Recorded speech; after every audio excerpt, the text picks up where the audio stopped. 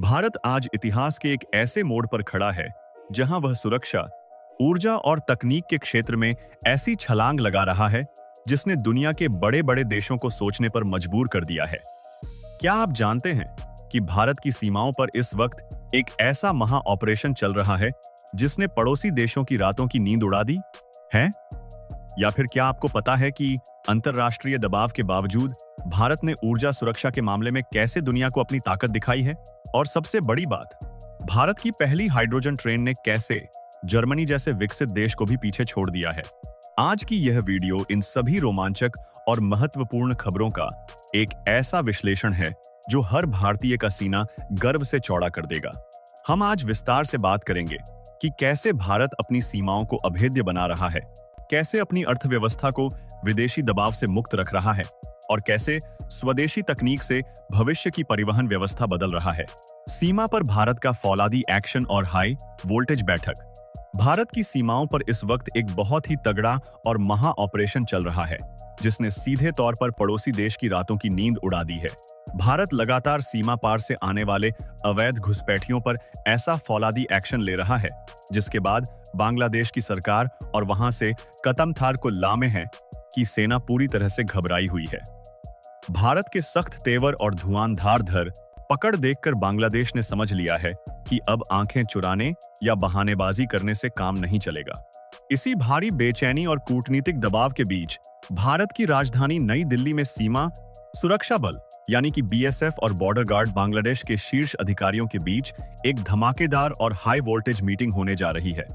यह कोई आम शिष्टाचार की मुलाकात नहीं है, बल्कि एक ऐसा आमना सामना है जिस पर देश की सुरक्षा का पूरा भविष्य टिका है। सबसे बड़ा सवाल यह है कि आखिर इस मीटिंग के बाद ऐसा क्या होने वाला है जो बॉर्डर का पूरा गणित बदल देगा। गृह मंत्री अमित शाह इस मीटिंग के तुरंत बाद अचानक पश्चिम बंगाल का दौरा करने वाले हैं। पिछले कुछ हफ्तों से भारत के कई राज्यों में एक बहुत बड़ा और बेहद आक्रामक अभियान चलाया जा रहा है। पश्चिम बंगाल से लेकर दिल्ली, गुजरात और हरियाणा जैसे राज्यों में उन अवैध बांग्लादेशी नागरिकों की पहचान की जा रही है जो फर्जी तरीके से हमारे देश में घुसे हैं। यह सिर्फ कागजों की जांच नहीं है, बल्कि सुरक्षा एजेंसियां एक एक मोहल्ले और बस्ती में जाकर उन लोगों को निकाल रही हैं जो बिना किसी वैध दस्तावेज के भारत के संसाधनों पर कब्जा जमाए बैठे हैं। घुसपैठ और तस्करी पर कड़ा प्रहार। जब से भारत ने अपनी नो टॉलरेंस नीति के तहत यह कड़ा कदम उठाया है, तब से सीमा के उस पार ढाका में खलबली मची हुई है। बांग्लादेश के नीति निर्माताओं को यह समझ नहीं आ रहा है कि भारत की इस अचानक और तेज कार्यवाही का सामना कैसे किया जाए। असली विवाद तब शुरू हुआ जब भारत ने इन पहचाने गए विदेशी नागरिकों को वापस उनके देश भेजने की कोशिश की। बांग्लादेश ने सीमा पर एक अजीब खेल खेलना शुरू कर दिया और कई मौकों पर अपने ही नागरिकों को वापस लेने से मना कर दिया। इसी तनाव के बीच 8 जून से नई दिल्ली के सीजीओ कॉम्प्लेक्स स्थित बीएसएफ मुख्यालय में यह महा बैठक शुरू होने जा रही है। 11 जून तक चलने वाले इस 4 दिन के मंथन में भारत की तरफ से बीएसएफ के महानिदेशक प्रवीण कुमार पूरे पक्के सबूतों और एक सख्त डोजियर के साथ उतरेंगे। दूसरी तरफ बांग्लादेश की तरफ से उनके बॉर्डर गार्ड्स के महानिदेशक मेजर जनरल मोहम्मद अशरफ उस्मान सिद्दीकी अपनी टीम के साथ इस बैठक का हिस्सा बनेंगे। इस बैठक में ड्रग्स और हथियारों की तस्करी पर सबसे लंबी और सीधी बात होने वाली है। सीमा पार बैठे तस्करों के सिंडिकेट हर दिन भारत की युवा पीढ़ी को नशे की आग में ढकेलने के लिए नए तरीके निकाल रहे हैं। भारत के पास उन सभी खुफिया रास्तों और तस्करों के असली नामों की पूरी लिस्ट मौजूद है, जिसे इस बैठक में बिना किसी लाग लपेट के बांग्लादेश के सामने रखा जाएगा। भारतीय परिप्रेक्ष्य, संप्रभुता और आत्मनिर्भरता का संकल्प। यहाँ हमें भारतीय दृष्टिकोण को समझना बहुत जरूरी है। भारत अब वह देश नहीं रहा जो बाहरी खतरों और आंतरिक चुनौतियों पर चुप बैठकर तमाशा देखता रहे। आज का भारत अपनी संप्रभुता और सुरक्षा को लेकर पहले से कहीं अधिक सजग और दृढ़ है। चाहे वह अवैध घुसपैठ का मुद्दा हो या अंतरराष्ट्रीय बाजार में तेल की कीमतों का, भारत ने यह साफ कर दिया है कि उसके लिए सबसे पहले अपने देश के नागरिकों के हित हैं। जब हम सीमा सुरक्षा की बात करते हैं तो भारत का रुख स्पष्ट है कि किसी भी बाहरी नागरिक का आर्थिक और सामाजिक बोझ हमारा देश नहीं उठाएगा। इसी तरह ऊर्जा के क्षेत्र में भी भारत ने दुनिया को दिखा दिया है कि वह किसी के दबाव में आने वाला नहीं है। पश्चिमी देशों ने जब रूस पर प्रतिबंध लगाए, तब भारत ने अपनी अर्थव्यवस्था को बचाने के लिए रूस से सस्ता तेल खरीदने का साहसी फैसला लिया। यह भारतीय कूटनीति की ही जीत है कि आज हम अमेरिका और रूस दोनों के साथ अपने रिश्तों को संतुलित करते हुए अपनी ऊर्जा जरूरतों को पूरा कर रहे हैं। भारत का यह नया आत्मविश्वास उसकी आत्मनिर्भरता और मजबूत नेतृत्व का परिणाम है। हम अब अपनी समस्याओं के समाधान के लिए दूसरों की ओर नहीं देखते, बल्कि स्वदेशी समाधान विकसित कर रहे हैं। ऊर्जा सुरक्षा। रूस से तेल आयात का नया कीर्तिमान। पश्चिम एशिया में चल रहे तनाव और तेल बाजार में बढ़ती अनिश्चितता के बीच भारत ने रूस से तेल खरीद को और बढ़ा दिया है। यह खबर तब सामने आ रही है जब अमेरिका लगातार रूसी तेल पर प्रतिबंध लगाता आया है। ताजा आंकड़ों के अनुसार भारत के कुल तेल आयात में रूस की हिस्सेदारी लगभग 38% तक पहुंच गई है, जो पिछले 11 महीनों में सबसे ज्यादा है। यानी भारत द्वारा आयात किए जाने वाले हर एक $100 के तेल में से लगभग $38 का तेल रूस से आ रहा है। दिलचस्प बात यह है कि भारत की रूस पर बढ़ती निर्भरता ऐसे समय में बढ़ी है जब रूस अब पहले की तरह भारी छूट नहीं दे रहा है। अप्रैल 2026 के आंकड़ों को देखें तो भारत ने कुल 195.3 लाख टन कच्चा तेल आयात किया। मात्रा बढ़ने के साथ साथ तेल की कीमतों में भी उछाल आया, जिसका सीधा असर भारत के आयात बिल पर पड़ा। मार्च के मुकाबले अप्रैल में भारत का कुल तेल आयात बिल 61% से ज्यादा बढ़ गया। हालांकि रूस अब भारत से प्रीमियम वसूल रहा है, फिर भी भारत अपनी ऊर्जा सुरक्षा के लिए रूस पर भरोसा बनाए हुए है। दूसरी तरफ अमेरिका से तेल आयात में भारी गिरावट देखने को मिली है।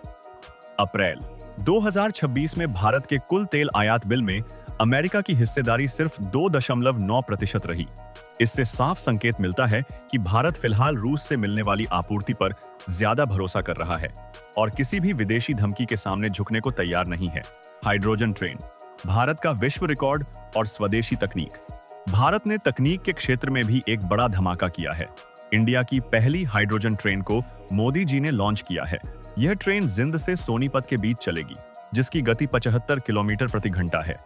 और सबसे खास बात यह है कि इसके एग्जॉस्ट में धुएं की जगह सिर्फ पानी यानी वाटर वेपर निकलेगा। भारत हर साल डीजल पर 4.6 लाख करोड़ रुपए खर्च करता है। भारतीय रेलवे रोज 25,000 ट्रेनें चलाती है और इसका एक बड़ा हिस्सा अभी भी डीजल पर चलता है। उन रूट्स पर जहां बिजली की लाइनें लगाना बहुत महंगा है, वहां हाइड्रोजन ट्रेन एक गेम चेंजर साबित होगी। भारत की यह train literally world record holder है। जहां जर्मनी की एल्स्टम कोराडिया आइलैंड, जो दुनिया की पहली हाइड्रोजन ट्रेन थी, उसमें सिर्फ 2 कोच थे और उसकी क्षमता 400 किलोवाट थी। वहीं भारत की इस ट्रेन में 10 कोच हैं और इसकी कुल पावर 2400 किलोवाट है। यानी जर्मनी की ट्रेन अगर एक मारुति 800 है तो भारत की ट्रेन एक फॉर्च्यूनर है। जर्मनी ने अपनी हाइड्रोजन ट्रेनों को बंद करना शुरू कर दिया है क्योंकि उनका इकोसिस्टम विदेशी सप्लाई पर निर्भर था, लेकिन भारत अपनी गलती नहीं दोहरा रहा है। स्वदेशी स्टार्टअप और भविष्य की राह। भारत की इस सफलता के पीछे पुणे की एक लैब में काम करने वाली 6 लोगों की एक टीम है, जिसे हाइड्रोवर्ट एनर्जी कहा जाता है। डॉक्टर सत्यजीत फड़के और उनकी पत्नी सुप्रिया ने 2021 में पुणे के NCL इनोवेशन पार्क में एक लैब खोली और हाइड्रोजन फ्यूल सेल बनाने लगे। इनकी सबसे बड़ी उपलब्धि यह है कि इस तकनीक के 95% कंपोनेंट्स भारत में ही बने हैं। यही वह 95% का नंबर है जो भारत को जर्मनी से अलग और बेहतर बनाता है। जर्मनी इसलिए फेल हुआ क्योंकि उसकी सप्लाई चेन विदेशी कंपनियों पर निर्भर थी। लेकिन भारत में अगर फ्यूल सेल स्वदेशी होंगे तो लागत कम होगी और विश्वसनीयता बढ़ेगी। NTPC जैसी भारत की सबसे बड़ी पावर कंपनी ने भी अब स्वदेशी हाइड्रोजन जेनसेट का इस्तेमाल शुरू कर दिया है। हाइड्रोजन ट्रेन तब सफल होगी जब फ्यूल की सप्लाई लोकल और सस्ती हो, और पुणे की यह छोटी सी लैब यही काम कर रही है। भारत ने यह दिखा दिया है कि जब इरादे मजबूत हों और तकनीक अपनी हो तो हम दुनिया के किसी भी देश को मात दे सकते हैं। सीमा सुरक्षा से लेकर ऊर्जा सुरक्षा और भविष्य की परिवहन तकनीक तक भारत आज हर मोर्चे पर अपनी ढाक जमा रहा है। जहां एक तरफ हम अपनी सीमाओं को अवैध घुसपैठ और तस्करी से मुक्त करने के लिए सख्त कदम उठा रहे हैं, वहीं दूसरी तरफ हम अपनी ऊर्जा जरूरतों के लिए अंतरराष्ट्रीय दबाव को दरकिनार कर अपनी शर्तों पर व्यापार कर रहे हैं। हाइड्रोजन ट्रेन जैसी स्वदेशी तकनीक यह साबित करती है कि भारत अब केवल तकनीक का खरीदार नहीं बल्कि निर्माता बन चुका है। यह नया भारत है जो अपनी समस्याओं का हल खुद निकालता है और दुनिया को नई राह दिखाता है। हमें अपनी सेनाओं, अपने वैज्ञानिकों और अपने उद्यमियों पर गर्व होना चाहिए जो दिन रात देश को एक विकसित राष्ट्र बनाने में जुटे हैं। भविष्य भारत का है और ये बदलाव उसी सुनहरे भविष्य की नींव है